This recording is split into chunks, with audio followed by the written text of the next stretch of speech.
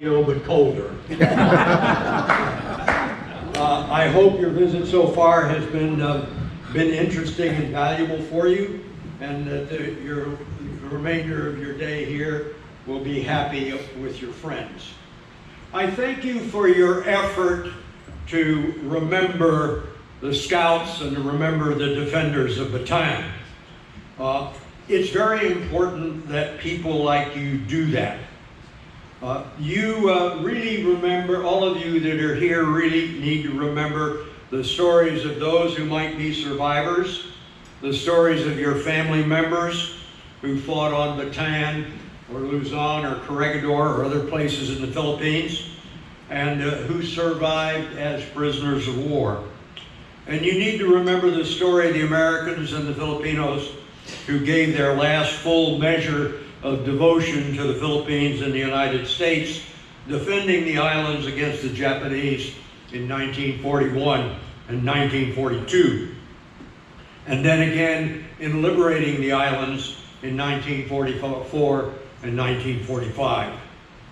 Keeping history alive and vibrant and relevant is hard, often frustrating work, especially when the story involves faraway places with strange sounding names in a country which no longer is under the American flag. I know because I taught college here for about 10 years, and a lot of my students couldn't tell me what year the Declaration of Independence was signed. 3 or 4 times asking the question. So learning and keeping history is difficult. And I bet if you went out and grabbed 100 Americans off the street and asked them the following questions, you would be shocked at their answers and shake your head. For example, where was Clark Field? What happened there in 1941? Where is Bataan? What happened there in 1942? Where is Corregidor? What happened there in 1942? Who is Arthur MacArthur? Who is Douglas MacArthur? Who is Manuel Quezon? Who is Carlos P. Romulo? Who is Jose Calugas? And who is Willibad Bianchi? Who is Jose Villamor? Who was Vicente Lim? What happened at the Battle of Manila Bay? What happened at the Battle of Leyte Gulf? Those are all questions we all should have the answer for. And any reasonably educated young person coming out of college should have an answer for. But the chances are they don't. And it's not just this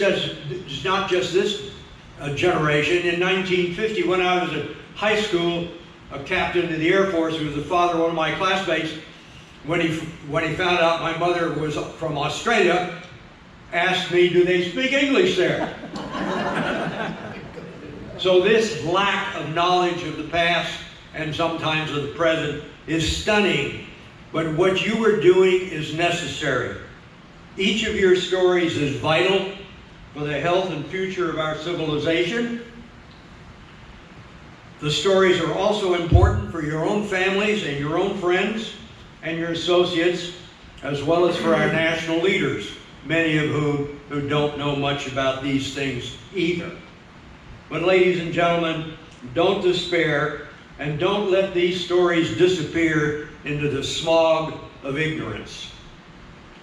With your indulgence this evening, I would like, as a tail-end Charlie of the World War II generation, to add to your history of World War II in the Philippines by talking for a few minutes about soldiers, liberation, and freedom. As a little boy growing up in Manila in the late 1930s, I had no contact with soldiers, except that my parents gave me a record, Onward Christian Soldiers, which I loved and which I played over and over again on my gramophone. I thought that the first line, Onward Christian Soldiers Marching As to War, was really neat. And I really did not know what war was. nor did I know what Christian was, but I loved the tempo of the music and the words. And I loved the thought of being a marching soldier. At the time, I lived with my mother and father in a large Spanish-style house on a very large lot in the close-in suburb of Manila called Paco. My dad, who had come to the Philippines in the Army, worked for Manila Trading and Supply Company in the port area of Ford dealership. My mother stayed at home, although she had worked for many years. She came up from Australia as a milliner and worked for an older American lady, Louise Dodge, who could have been a Dowager Taipan in the old comic strip Terry and the Pirates.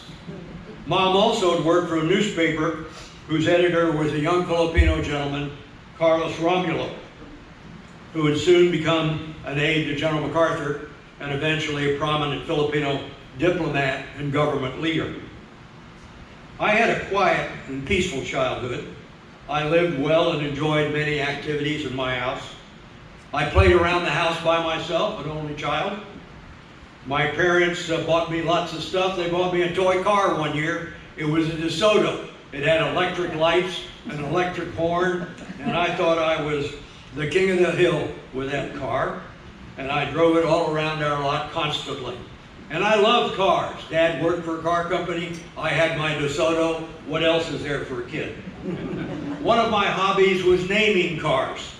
And I loved to impress my mom and dad when we drove around Manila by naming the cars that went by as I saw them.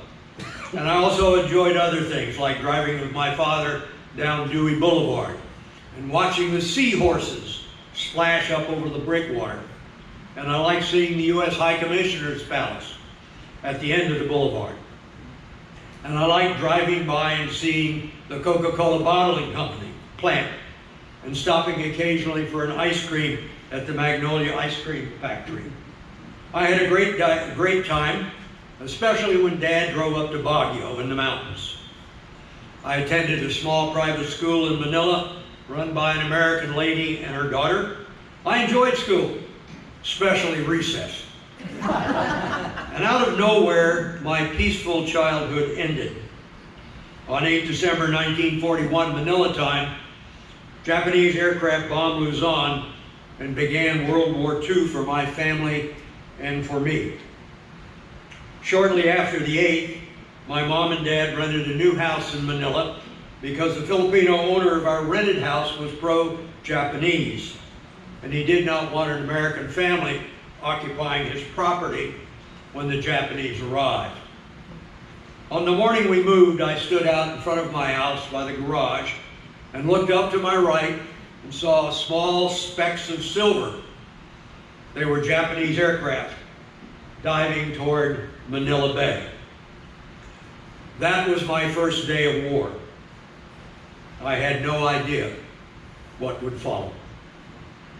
At our new house, my father began adjusting to the war, and he and his friends had Filipino workers come in and build a large air raid shelter outside our house to protect us from Japanese bombs.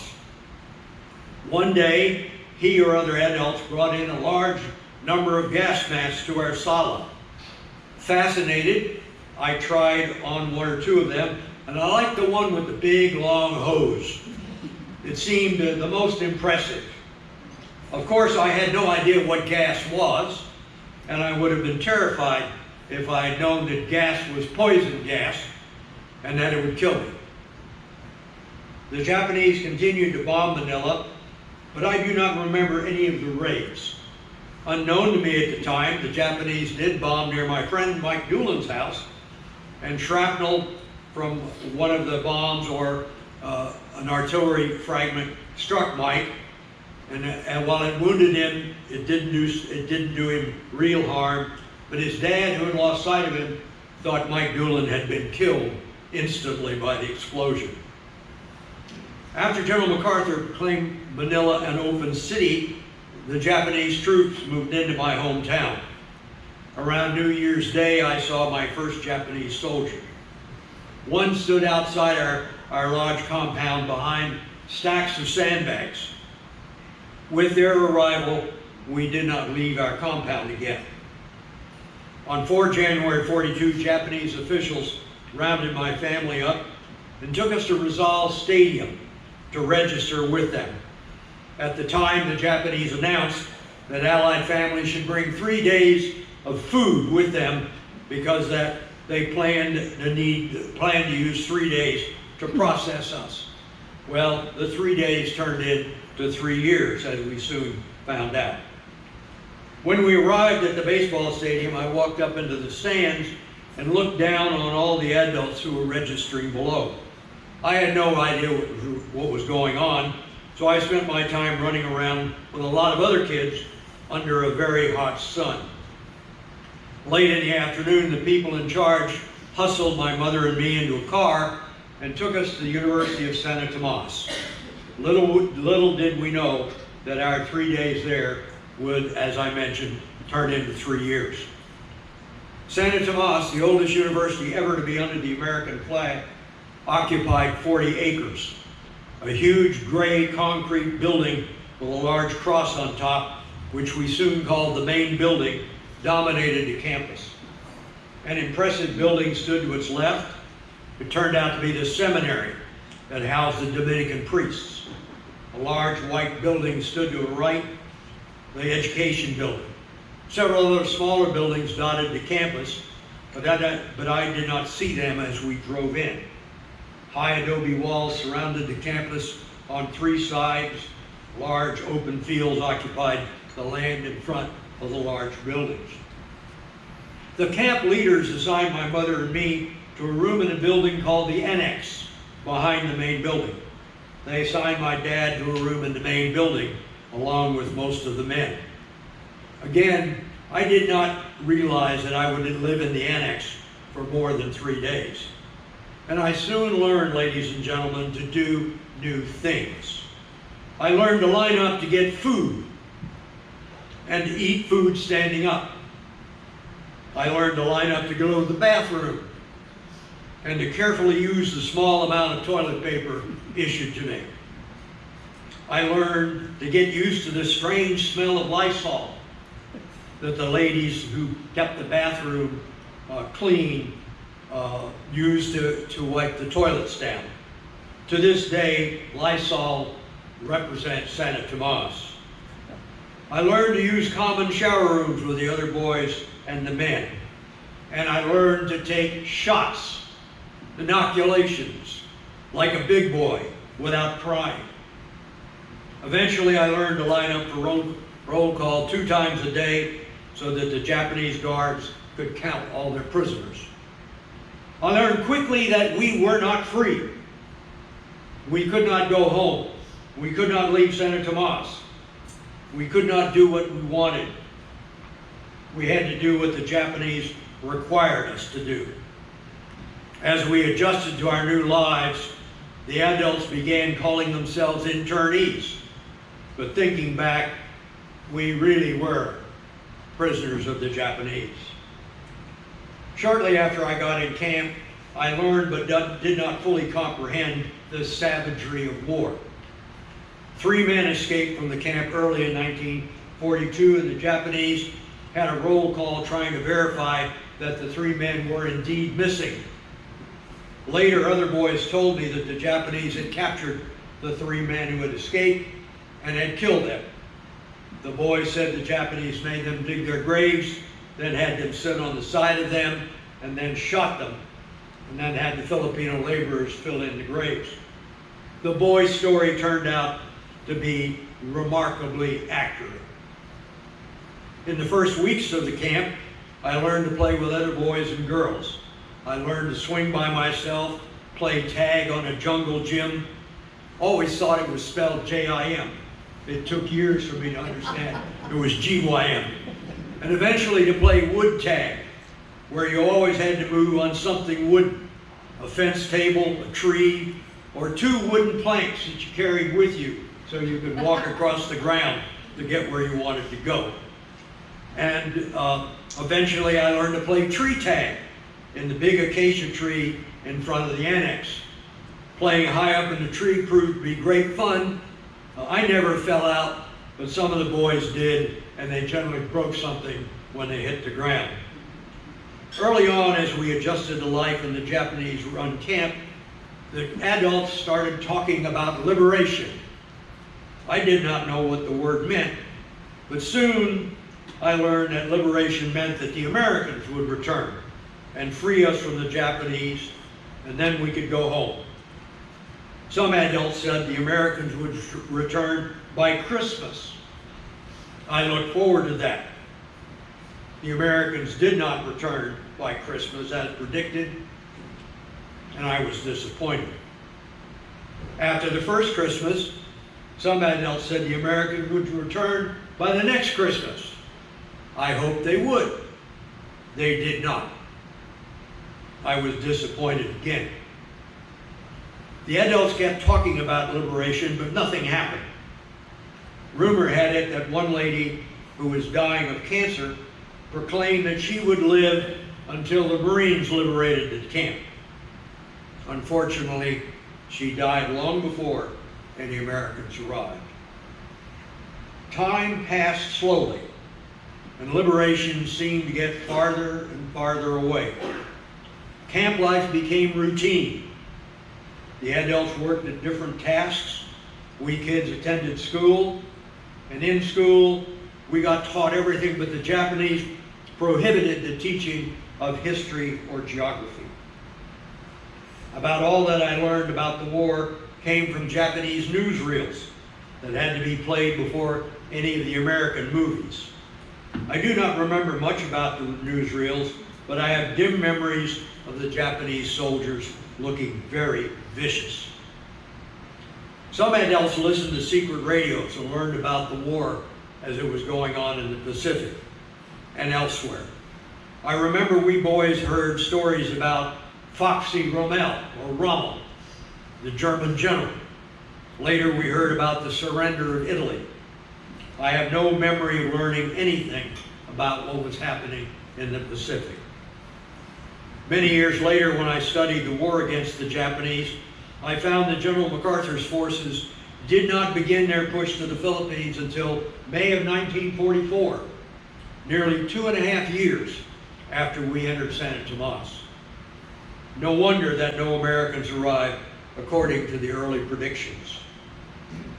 In Christmas 1942, American soldiers and Australian soldiers were fighting desperately in Papua New Guinea, and American Marines and soldiers were fighting on Guadalcanal and the Solomons.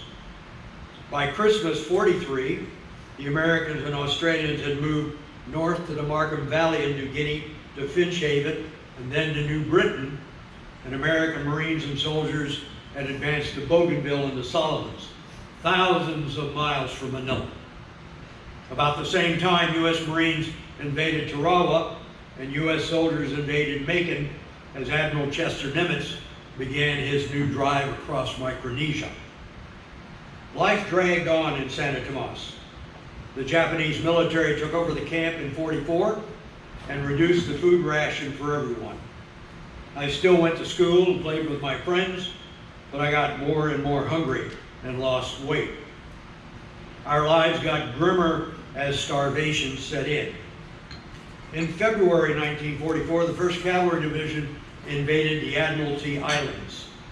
After that successful operation, the U.S. Joint Chiefs of Staff gave MacArthur permission to return to the Philippines.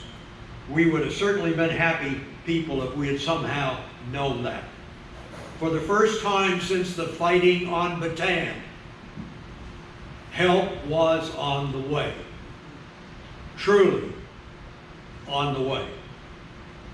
In July, President Roosevelt flew to Hawaii to meet Admiral Nimitz and General MacArthur to consider the future actions in the Pacific. Fortunately for all of us in the Philippines, MacArthur convinced the President to invade the Philippines rather than to bypass the islands and go to Formosa. MacArthur argued that the United States had, quote, a moral obligation to release the Philippines from the enemy, unquote. Not doing so, quote, he said, would result in the death to thousands of prisoners, including American women, children, men, civilians, held in the Philippine concentration camps. I'm glad he remembered us along with his captured soldiers. Then out of nowhere, ladies and gentlemen, literally out of the blue, on the 21st of September 1944, dozens of small gray planes bombed Manila Harbor. They were American. They came for Admiral Bill Halsey's Third Fleet that had been raiding into the islands. I was in school on the top of the main building and had a total view of the first American air raid. I saw dozens of gray aircraft diving into Manila Bay. There was some anti-aircraft fire. Among the many planes, if I remember correctly, I saw 5 trailing smoke and diving toward the water. Our teachers moved us quickly off the top of the building, off the top floor, and I ran home to my shanty to tell my parents what I had seen. Only a handful of kids had seen that great sight over Manila Bay. We were the lucky ones. We saw more than the adults did. The next day, the American planes returned. I do not remember seeing them because my parents moved into our small makeshift bomb shelter under our shanty. After 2 air raids, I thought General MacArthur and the Americans would arrive any day and free us. But by this Christmas, we would be liberated. However, no American soldiers arrived in Christmas 1944. Once again, I was crushed after being so happy. What had happened? Where were the Americans? Why hadn't they come back? No one seemed to know. As the people in Santo Tomas focused on survival, tragedy struck the military POWs in the Philippines, as many of you know.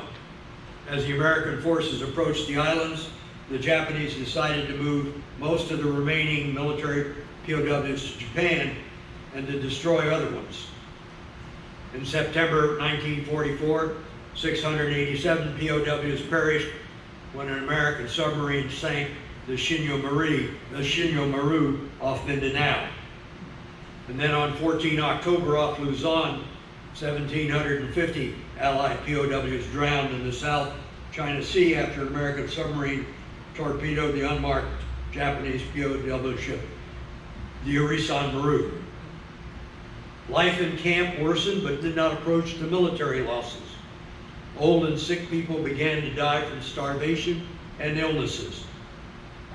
Most people had begun to starve, although a few fortunate people had adequate food and medicine. My dad dropped to about 100 pounds. My mother, who was small, lost more weight than she could afford, but she did not suffer as much as my father.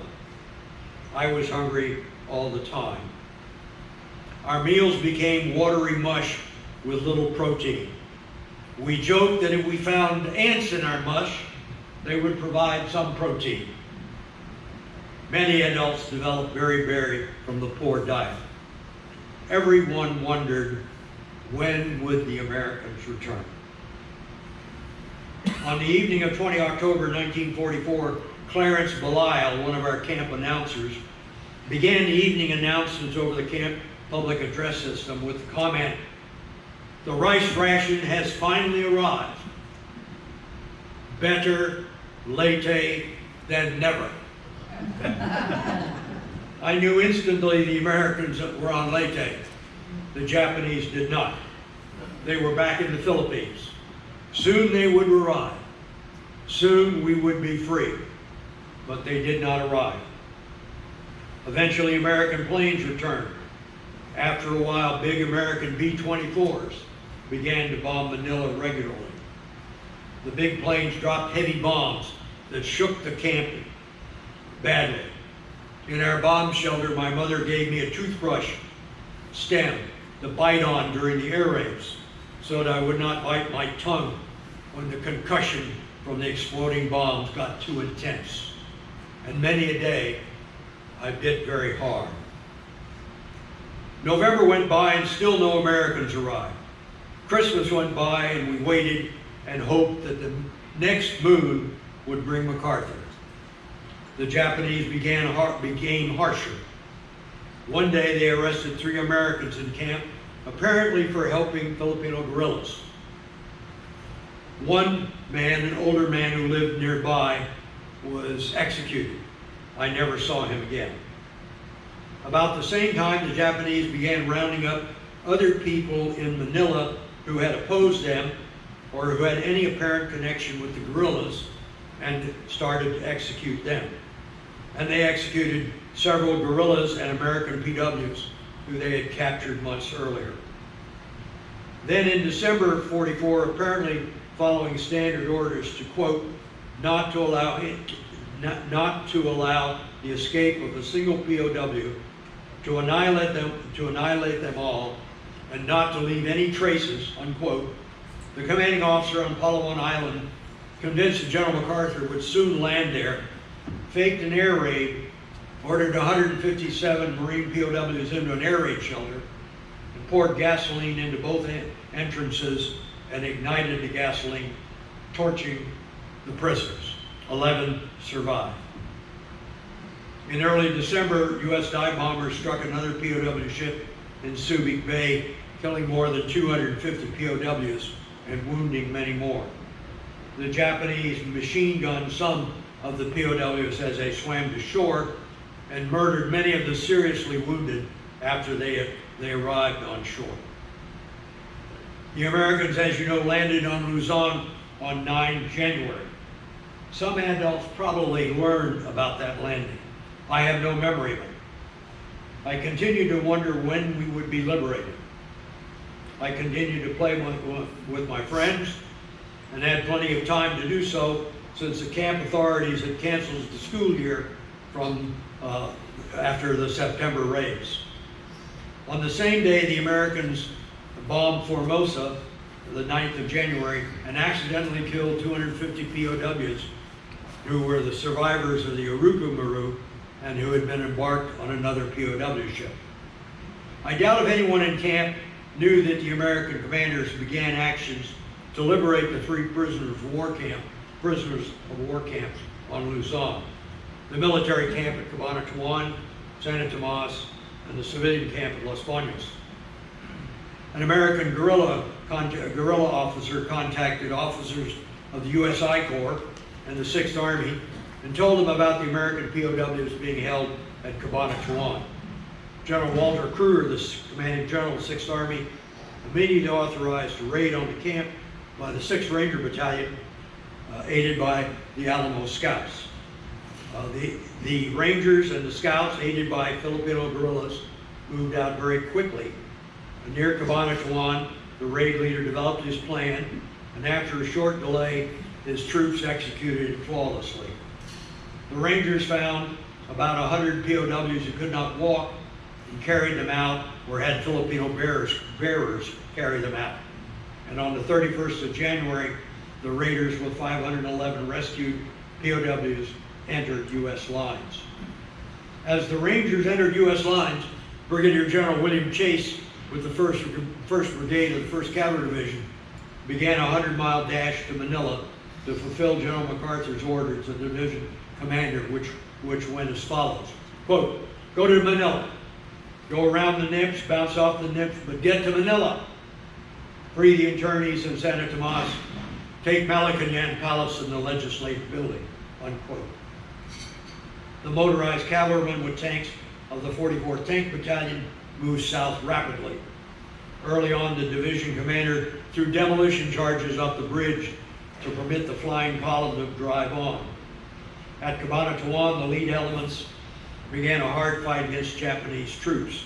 After getting around them, the Provisional Reconnaissance Squadron hit other Japanese near Bataan and moved to seize the bridge there. The Japanese killed the American squadron commander, but the reconnaissance troops secured the vital bridge and held it. Main units moved on that night. Pushing south, day and night in 2 columns, fighting through Japanese positions, the cavalrymen drove hard for Manila. Marine fighters protected their flanks. At Novaliches, Lieutenant James Sutton of the Navy rushed out on a bridge across the Pampanga River, cut a burning fuse on mines, and through the mines into the river below. About this time, the afternoon of 3 February, I was playing with friends near my shanty. We heard an airplane nearby, and I looked up and saw an American dive bomber flying very low over us, probably about 50 or 75 feet high. I clearly saw the pilot in the open cockpit. As he banked left and looked down, I can see that pilot today, with his headpiece on and his goggles pushed up over his leather helmet. Immediately, rumors flew around the camp about the Americans and liberation. But nothing changed in my world. About dusk, however, things began to pop. Something happened over the back wall. Filipinos were reported to be yelling, "Americanos, Americanos, Jesus Maria, Americanos!" And excitement grew. According to my mother, shots flew across the camp. Soon, huge new fires erupted in Manila and lighted up our area of the camp. As the excitement and danger mounted, my father took my mom and me to the main building for our safety. We joined dozens of other people trying to enter the large rear door. Japanese soldiers pushed everyone into the building. Once inside the main building, Mom and I found a place to sit down in the back hallway. We could not see or hear anything. Excited and very nervous, I soon had to go to the men's room at the end of the hallway to relieve myself. Inside the bathroom, I saw that there was a tall, thin window that opened out toward the seminary. After my trip, I returned to my place in the hall, but I could not stay still. I was way too excited. Then I needed to go to the bathroom again. Once there, I looked out the window, but saw nothing but a dark sky. Again, I returned to my place. Still agitated, I needed to go back to the bathroom. Again, I looked out the window and saw nothing. When I returned for the umpteenth time, a tank gun appeared in the window. Then a turret appeared. And as it moved slowly by, I saw a tall American soldier standing in the turret. After the tanker passed the window, I ran back to my mother and excitedly told her, "The Americans are here. The Americans are here." I could not get out of the building fast enough to see the soldiers, but the doors remained locked. Finally, some adults opened the doors, and I pushed my way out with my mother and lots of other people.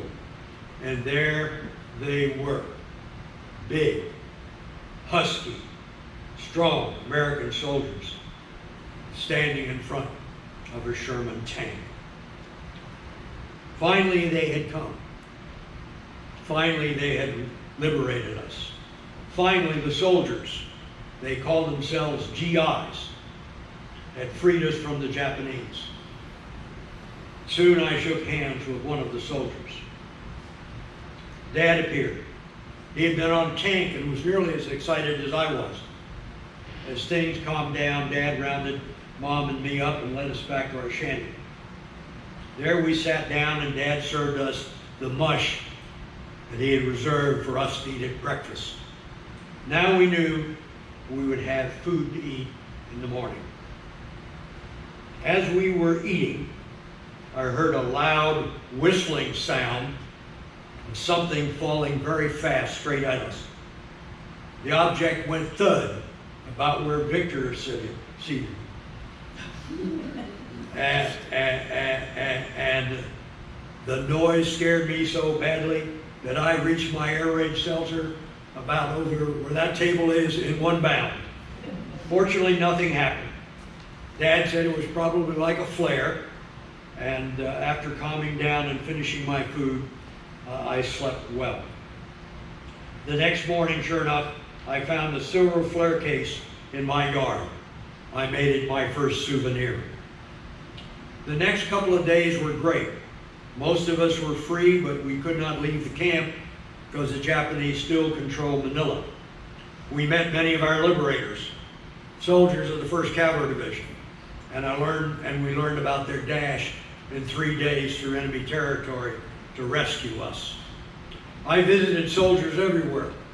I learned about rifles and carbines and machine guns. I learned about red, blue, silver, and black tipped ammunition. I ate everything I could from the GIs. I tried hardtack and hard chocolate. I liked the chocolate. We also learned how much the rescue meant to the soldiers. Saving other Americans made the war worthwhile for them. After a short lull, the Japanese started shelling Santo Tomas because the camp was a small American island inside occupied Manila. Santo Tomas became a battleground. The Japanese killed several internees, including the daughter of a friend of ours whose husband had perished on Bataan.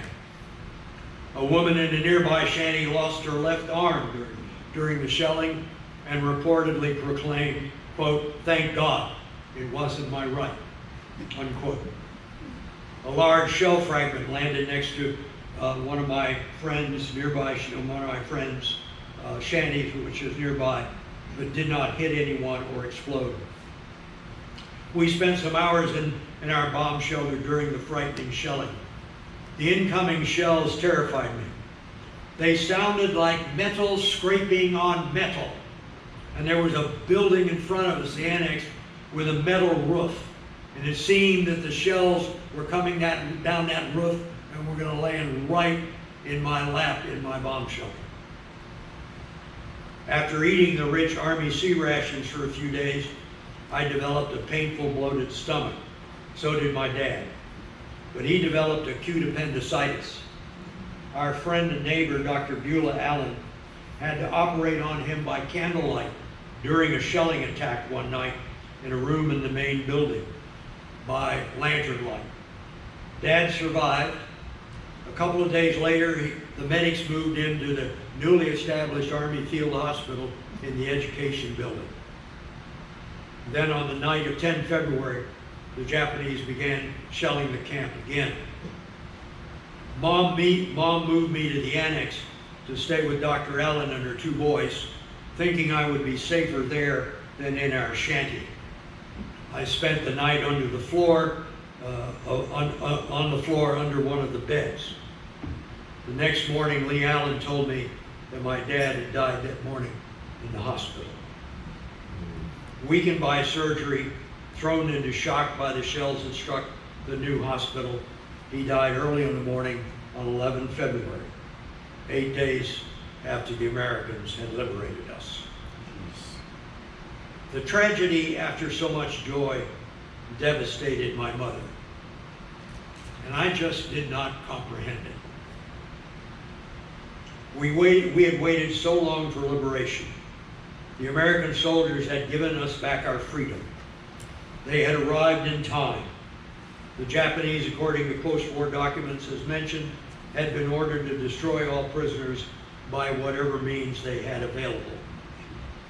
They were unable to do that. The story does not end, however, because the next day Americans, quite by chance, liberated 500 POWs in Bilibid, nearby Santo Tomas. And then a few days later, pushed by General MacArthur, American paratroopers and Filipino guerrillas, in the most dramatic of the rescues, liberated 2,500 civilian POWs in Los Baños, the spin-off camp of Santo Tomas. Shortly after the successful operation, however, the Japanese returned to the Los Baños area and murdered many of the Filipinos who they suspected had helped the rescuers. Ladies and gentlemen, the tenuous American soldiers, sailors, airmen, and Marines who fought their way back to the Philippines, the steadfast Filipino guerrillas who helped them, and all who gave their last full measure of devotion became very special to me and to all of us whom they freed. For my part, I deeply admired the American soldiers I met, especially those of the 1st Cavalry Division who brought us life. And very soon after the war, I decided I wanted to be an American soldier. Coincidentally, because we all lost the protection of the American flag in 1941, I have cherished it ever since. Next to the Christian cross, it is the most important symbol in the world to me because it represents freedom, and freedom is my greatest treasure. Somewhere along the line, I determined I could not become a POW again, and I would never place myself in a position where I would be unarmed and could not fight to prevent the capture by an enemy. As you can tell from my story, war changed my life. It took away most of the frivolous things as I grew up. When I became a soldier, I looked at war as a serious and deadly business, not a thrilling adventure. I am what I am today because of war. Looking back, I will always honor and never forget the cavalrymen and tankers who liberated Santo Tomas and freed us from the Japanese, and the soldiers, sailors, airmen, and Marines who fought so desperately to maintain our freedom in 1941 and 42. The first cavalryman who rescued us gave my dad 8 days of freedom, my mother 42 years of freedom, and me a lifetime. Theirs was a precious gift. Thank you.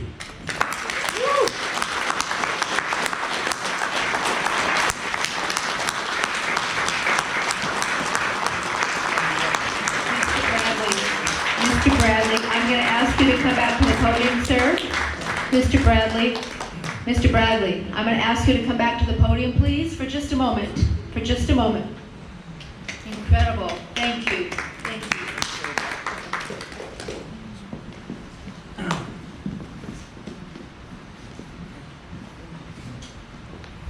Mr. Bradley, what an amazing story.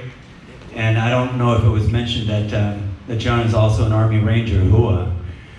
I wanted to say that those of us who are fortunate to be here tonight to hear John's story, you're witnessing something amazing. And as our generation gets older, and just like our parents have passed, many of us, our parents have passed away, these stories are precious, and we should learn from them. For the young folks over here, many decades from now, you will remember this.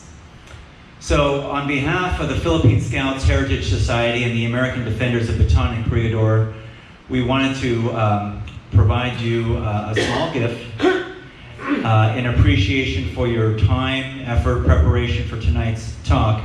And your mention of the 1st Cavalry was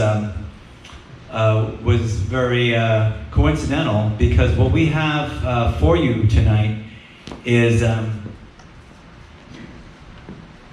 it is a illustration of the last U.S. Horse Cavalry charge in U.S. Army history, the 26th Cavalry Philippine Scouts, and we have it signed by Ed Ramsey, who led the charge. Wow.